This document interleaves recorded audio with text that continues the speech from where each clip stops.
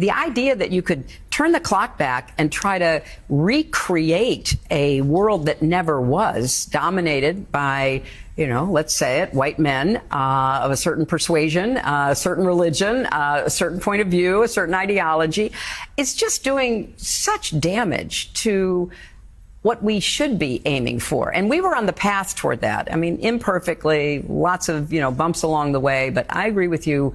We were on the right trajectory.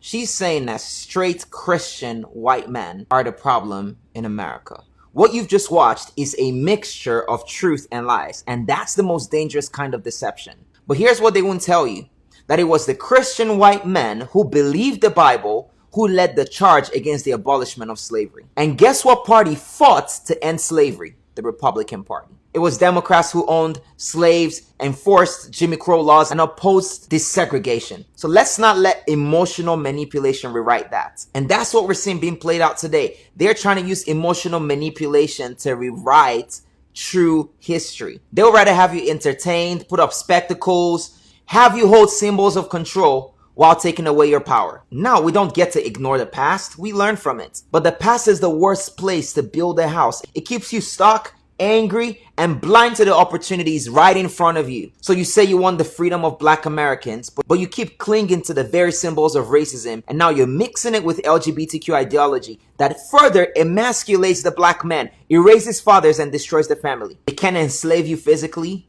as much as they used to, but guess what they can do? Enslave you mentally, keep you stuck in the past, angry.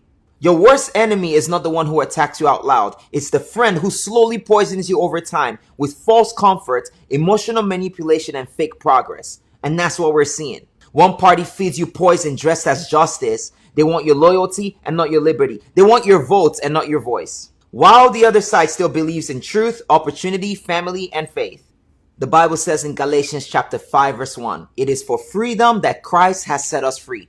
Stand firm then, and do not let yourself be burdened again by the yoke of slavery. What does the yoke of slavery look like today? Political ideologies that weaponize race and emotion, like you've just seen here. Culture that emasculates man and confuses identity. Entertainment that numbs people to the truth, and systems that claim to liberate but actually enslave the mind and soul. So no, I'm not going to be angry at the founding fathers or men who helped fight slavery. White men who were Christian and straight. I'm not going to sit in anger. I'm going to sit in true freedom. You need to sit in true freedom. Open your eyes to the reality of what's actually going on. This is a fight between light and darkness. Light wins. God wins. God bless America.